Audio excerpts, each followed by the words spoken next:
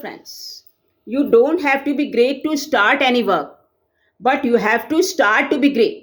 इसका क्या मतलब हुआ? जब भी आपको कोई कार्य की शुरुआत करनी है, किसी कार्य का श्री गणेश करना है, तो जरूरी नहीं है कि आप एक महान व्यक्ति हो, आपके पास अच्छा पैसा हो, पोजीशन हो, पावर हो, तभी आप वह कार्य कर सकते हैं।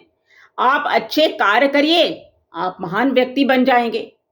सपोज आपको कुछ एग्जांपल्स देके मैं बात करती हूँ। ये आईएएस ऑफिसर बनना है।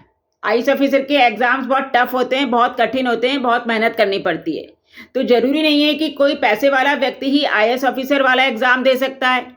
एक साधारण सा बुद्धि वाला, साधारण से घर को जो बिलोंग करता है, वह भी आईएएस के एग्जाम दे सकता है और अपनी मेहनत और निष्ठा से वह क्लियर कर सकता है। जरूरी नहीं है कि वह बहुत हाई सोसाइटी को बिलोंग कर रहा हो। तो एक एवरेज साधारण घर वाला व्यक्ति भी एग्जाम्स क्लियर कर सकता है और महान बन सकता है। अब आपको हेल्पिंग एटीट्यूड होना चाहिए। हंग्री को, नीडी को हेल्प करो। तो हमारे मन में क्या धारणा होती है कि भाई ये जो पैसे वाले लोग होते हैं वही नीडी और हंग्री लोगों को मदद कर सकते हैं, हमारे पास है ही क्या, हम कैसे मदद करें। हमको अपनी हैसियत के अनुसार मदद कर सकते हैं।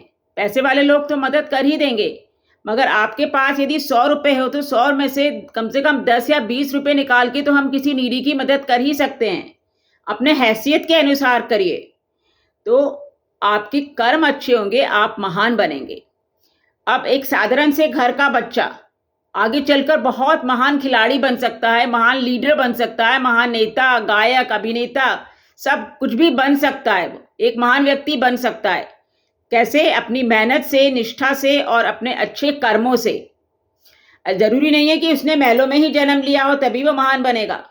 सो फ्रेंड्स, एक बात अपने मन में बैठा लीजिए कि आपको यदि महान बनना है, किसी का प्रेरणा स्रोत बनना है, तो आप अच्छे कर्म कीजिए, मेहनत से, निष्ठा से कर्म अच्छा कीजिए। किसी का दिल मत दुखाइए, किसी को परेशान मत करिए।